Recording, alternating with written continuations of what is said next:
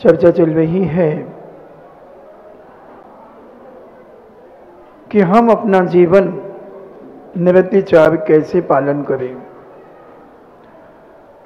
हमारे जीवन में किसी भी प्रकार का कोई दोष ना लगे। हमारे जीवन के साथ साथ हमारे कुलाचार के अंदर जो पीढ़ी दर पीढ़ी हमारा कुल चल रहा है, चाहे हमारे माता पिता का हो, चाहे हमारे सास ससुर का हो, चाहे हमारे ननिहाल पक्ष का हो, चाहे पिता के पक्ष का हो, अगर वह निर्दोष है तो हमें जैन कहलाने में गर्व है। अगर वह दोषी होता है तो फिर जहां दोष हो जाते हैं वह परिवार मार्ग दूषित हो जाता है। इसलिए जैनाचार्यों ने, संत महंतों ने, भगवंतों ने कहा कि हर क्रिया को करने के पहले उसकी लाभ हानि देखो कि इससे लाभ कितना है और हानि कितनी है। कोई भी कदम उठाने के पहले हमारे परिवार की इसमें इज्जत बनेगी या घटेगी। अपन जब से हम इधर आए हैं तुम्हारे यहां, तब से शील व्यत्वेषु निरतिचार की चर्चा चल रही है कि हम निरतिचार अपना परिवार कैसे बनाएं, कैसे रखें हम अपने परिवार को। तो ये संस्कार हमें बचपन से ही देना पड़ते हैं और बचपन के दिए हुए संस्कार ही हमारे कुलाचार को जीवित करते हैं, परिवार को जीवित करते हैं। और जब हमें एहसास हो जाए कि हमारा परिवार दूषित होगा तो जैनाचार्य कहते हैं तुम परिवार को छोड़ दो या जो दूषित करने वाला है उसे छोड़ दो। समझ में आ रही ना बात? जो दूषित करने वाला है उसे छोड़ दो या तुम छोड़ दो। इन दो में से एक निर्णय आपको करना पड़ेगा। अगर आप नहीं करते हैं तो आप दूषित हैं, दोषी हैं, डिफेक्टिव पीस हैं। और डिफेक्टिव पीस कोई खरीदना नहीं चाहता, लेना नहीं चाहता, कोई स्वीकार नहीं करता। जैनाचार्यों ने बहुत अच्छी व्यवस्थाएं बनाई। छोड़ दीजिए, अगर आपको धर्म प्यारा है, कलंक आपको बुरा लगता है, तो आप जो कलंक लगाने वाला है उस व्यक्ति को छोड़ दीजिए, हटा दीजिए अपने पास से, अपने संबंध हटा दीजिए। आप पवित्र हैं, आपका कुलाचार पवित्र है, आप सब तरफ से शुद्ध हैं। यही चर्चा हमारे 16 कारण भावना में शील व्यत्वेषु विचार की बात चल रही है कि अगर तुम मोक्ष जाना चाहते हो, तीर्थंकर बनना चाहते हो, तीर्थंकर प्रकृति का वंद करना चाहते हो, तो जो व्रत तुम लेते हो उसको निरतिचार पालन करो, तभी वो व्रत कहलाएंगे, नहीं तो नाम के व्रत कहलाएंगे, नाम के व्रत कहलाएंगे। हमें विचार करना है। जैसे उदाहरण ले लें, राजनीति का उदाहरण देता हूं। जब जनसंख्या होती है, जनगणना होती है जैन समाज की, या आपके पूरे उत्तर प्रदेश की मान लीजिए जनगणना हो रही है, उसमें फॉर्म आता है, उसमें एक जाति धर्म लिखा रहता है। और आपने अगर अपना कुल लिख दिया, पाटनी लिख दिया, गंगवाल लिख दिया, बुढ़ेलवाल लिख दिया, जायसवाल लिख दिया, अग्रवाल लिख दिया, गर्ग लिख दिया, जिंदल लिख दिया, वंसल लिख दिया, गोयल लिख दिया, तो ये सब कहां जाएंगे? हिंदू में, जैन में नहीं जाएंगे। और आपने धर्म भी जैन लिखा और जाति भी जैन लिखी, तो हमारी जनगणना में हम कहां माने जाएंगे? जैन की संख्या में जुड़ेंगे। उसी प्रकार हमारे परिवार में अगर कहीं दोष आया है, भले हमारे परिवार की संख्या कम हो जाए, मगर हम कलंकित नहीं माने जाएंगे, हम दोषी नहीं माने जाएंगे। और जो व्यक्ति अपनी जातियां की जगह जैन की जगह अपने गोत्र लिख देते हैं, वह व्यक्ति जैन समाज के दोषी है, जैन समाज की संख्या को कम कर रहे हैं। हम ईसा पूर्व 1000 साल पहले 40 करोड़ जैन थे इस भारत भूमि पर, और ईसा पूर्व 500 वर्ष पहले हम 25 करोड़ बचे। फिर ऐसे घटते घटते अक्रवासाय के समय हम 4 करोड़ जैनी थे। ऐसे घटते घटते आज भी हम 2 करोड़ जैनी हैं पूरे भारत में, मगर ये अपने गोत्र व गांव के नाम लिखने के कारण हमारी संख्या सरकारी आंकड़े में 70 लाख के अंतर्गत बची है। ये गलती किसकी है? कौन ने कलंकित किया हमारे जैन धर्म की जनसंख्या को? उन लोगों ने जो जैन नहीं लिखते हैं, जो जैन नहीं लिखते हैं। इसलिए सारे विश्व के अंदर जहां जहां जैन हैं उन्हें जैन लिखना चाहिए। कम से कम हमें पता तो चले सरकार को हमारा कि हम जैनी कितने हैं। हम 24% टैक्स देते हैं इस भारत के अंदर। कोई भी जाति इतना टैक्स नहीं देती जितना जैन समाज देती है। फिर भी हमें अनेक सुविधाओं से वंचित किया जाता है। विचार करें, इसीलिए जब तुम्हें कलंक लगता है तो तुम्हें वंचित कर दिया जाता है धर्म के कार्यों से। इसलिए निरतिचार पालन होना चाहिए, और निरतिचार पालन करने वाला व्यक्ति महान बनता है, महान कहलाता है। चर्चा चल रही है, हमने कल बहुत विस्तार से निरतिचार की चर्चा की थी, बहुत विस्तार से। सासुओं को भी कहा था कि तुम अपने घर को अगर शुद्ध पवित्र बनाना चाहते हो तो तुम्हें अपने अत्याचार, जो तुम बहुओं के ऊपर अत्याचार करती हो, वो अत्याचार तुम्हें बंद करना पड़ेंगे। और बहुएं भी अगर सासू के ऊपर कोई अत्याचार करती हैं, अनीतियां करती हैं, तो उन्हें भी अनीतियों को समाप्त करना पड़ेगा। बेटी भी अगर घर के विरुद्ध कोई कार्य करती है तो वह भी घर को कलंकित करती है और पूरे परिवार को निरतिचार से रहित अतिचारों से युक्त करती है। प्रत्येक व्यक्ति का बूंद बूंद से घट बढ़ता है बंधुओं। हर व्यक्ति परिवार की एक इकाई है। इकाई के बाद ही दहाई आती है, दहाई के बाद सैकड़ा, हजार, लाख, 10 लाख, करोड़ होता है। तो इकाई अगर खराब हो जाती है तो फिर दहाई कहां से बनेगी? इसलिए इकाई को शुद्ध होना चाहिए, पवित्र होना चाहिए, और ऐसा निरतिचार जीवन जीने वाला व्यक्ति अपने और अपने परिवार की जो ख्याति प्राप्त करता है वो सारी दुनिया में उसकी वाह वाह होती है, वाह वाह होती है। समझें, विचार करें, क्षीर कदम इसी चिंता को लेकर कि मेरा बेटा पर्वत धर्म के विरोध में जाएगा, और पूज्य गुरुवर के मुख से पता चल गया कि ये नरक जाने वाला है। पिताजी ने घर छोड़ दिया, चले गए दीक्षा लेने, दीक्षा धारण कर ली। क्योंकि वो घर में रहते तो लोग कहते पिता इतना बड़ा ज्ञानी, इतना बड़ा विद्वान, जो सारे लोगों को धर्म के मर्म को समझाता है, और उसी का बेटा आज विधर्म की बात कर रहा है, हिंसा का समर्थन कर रहा है।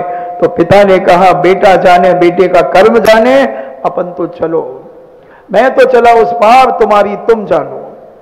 और जंगल में जाकर पूज्यवर के चरणों में बैठकर क्षीर कदम उपाध्याय ने दिगंबरी दीक्षा धारण कर ली कि बस अब ना रहेगा बांस और ना बजेगी बांसुरी। कर लिया संकल्प, और सारा अहंकार से भरा हुआ वह पर्वत उस सास की गद्दी को संभालने लगा, उपदेश देने लगा, व्याख्याएं करने लगा। और व्याख्याएं करते करते एक दिन प्रसंग यज्ञ का आया, हवन का आया। अब उसने अपने शिष्यों को कहा कि तुम्हें मालूम है यज्ञ में किस चीज का क्षेपण किया जाता है? अज, अज का अर्थ होता है बकरा। बकरा यज्ञ में चढ़ाया जाता है। सारे शिष्य, अच्छा हां, मां ने सुना। मां कहती है बेटा तुम भूल कर रहे हो, तुम्हारे पिता ने हवन के समय, यज्ञ के समय कहा था अज का अर्थ 3 साल पुराना धान होता है जिसमें अंकुरित होने की क्षमता समाप्त हो जाती है। वो धान यज्ञ में स्वाहा किया जाता है, हवन में स्वाहा किया जाता है। तुम यहां गलत कह रहे हो कि अज का अर्थ बकरा होता है, ये बहुत गलत है। मां, तुम मेरे शिष्यों के सामने मेरा अपमान कर रही हो। तुम जानती नहीं, तुमने क्लास पढ़ी है या मैंने क्लास पढ़ी है? पिताजी ने मुझे पढ़ाया है, मुझे पढ़ाया है।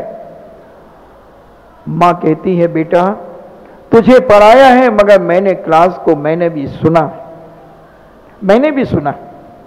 हमारे पूज्य नेमीचंद सिद्धांत चक्रवर्ती महाराज अपने जीव कांड कर्म कांड के अंदर कहते हैं कि अगर तुम्हें किसी ने पढ़ाया 2 + 2 = 5, सुन रहे हो ना? 2 + 2 = 5 तुम्हें किसी ने पढ़ाया और तुमने उसे श्रद्धान कर लिया, दृढ़ कर लिया कि 2 + 2 = 5। अब कोई विज्ञ पुरुष आया, कोई ज्ञानी विद्वान आया, कोई साधु संत आया, तो वो कहता है 2 + 2, बच्चों ने कहा 5, गुरुजी ने कहा नहीं गलत, 2 + 2 = 4। बच्चे कहते हम तो हो गए बोर, हमने तो 5 पढ़ा है, हमने तो 5 पढ़ा है। और अगर गुरुजी कहते हैं, प्रमाण देते हैं आगम का, और उसके बाद भी अगर वो बच्चे नहीं मानते हैं तो वो बच्चे तत्काल तत्क्षण मिथ्या दृष्टि कहलाते हैं, तत्क्षण मिथ्या दृष्टि। ऐसा जैनाचार्यों ने कहा। क्षीर कदम ने विचार कर लिया और मां ने जब ये विचार किया कि ये मिथ्या दृष्टि हो गया, भले मेरा बेटा है, अब ये बेटा नहीं रहा, अब ये लड़का हो गया है, लड़का हो गया और ये धर्म के विरुद्ध चल रहा है, धर्म के विरुद्ध चल रहा है।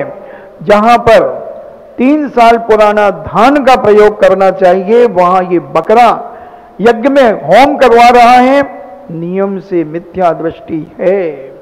जो जैन धर्म छोड़ करके विधर्म में जा रहा है वह नियम से मिथ्या दृष्टि है, नियम से। ऐसा गुरानी के मन में भाव आ गया, मगर गुरानी की भी उपेक्षा कर दी, उसे भी जलील कर दिया। घूमते घूमते बसु क्षीर कदम के उस आश्रम में पहुंचे और कहा पर्वत भाई क्या चल रहा है? पर्वत ने कहा कुछ नहीं, क्लासें चल रही हैं, बहुत विद्यार्थी मेरे पास आ रहे हैं पढ़ने के लिए। तो विद्यार्थियों ने कहा बसु जी आप भी हमारे दादा गुरु से पढ़े थे? बोले हां, दादा गुरु तुम्हारे दादा गुरु थे, मेरे साक्षात गुरु थे।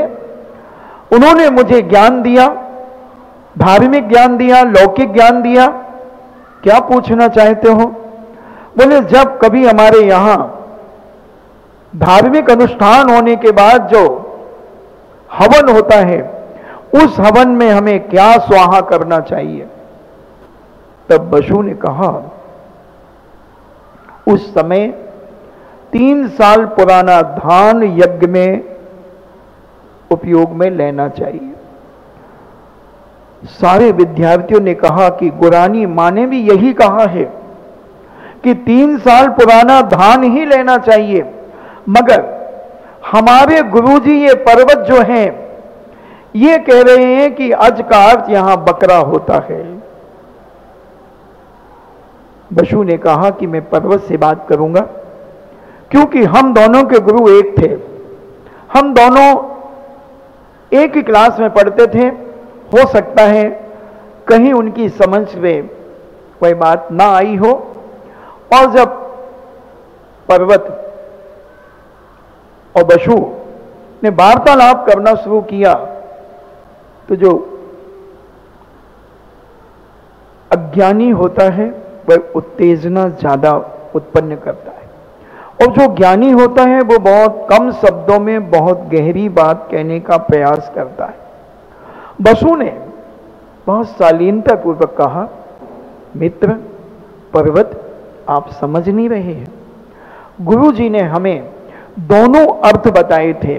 अज का अर्थ बकरा भी होता है और 3 साल पुराना धान भी होता है, मगर हमें यह देखना है कि उस समय क्रिया क्या हो रही है। हमें गुरुजी ने यह भी कहा था सेंधवा। सेंधवा का मतलब होता है नमक भी होता है और घोड़ा भी होता है। अगर कोई भोजन करते समय कोई कहे सेंधवा लाओ तो तुम क्या लाओगे?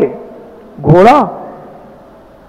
ये विवेक हमें लगाना पड़ेगा कि हम कौन सी क्रिया कर रहे हैं। भोजन कर रहे हैं तो वहां घोड़े की कोई जरूरत नहीं है, वहां नमक ही लाना पड़ेगा। और अगर कोई यात्रा पर जा रहा है और वो कहता सेंधवा लाओ, तो हम वहां पर नमक नहीं लाएंगे, हम वहां घोड़ा लाएंगे, क्योंकि यात्रा पर हम जा रहे हैं। क्योंकि अगर नमक लाया जाता है तो वो यात्रा में ज्योतिष शास्त्र के अनुसार, तंत्र विद्या के अनुसार, वास्तु के अनुसार वह अशुभ माना जाता है।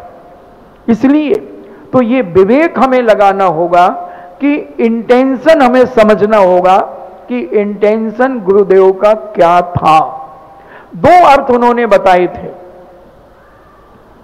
तब भी वह नहीं माना।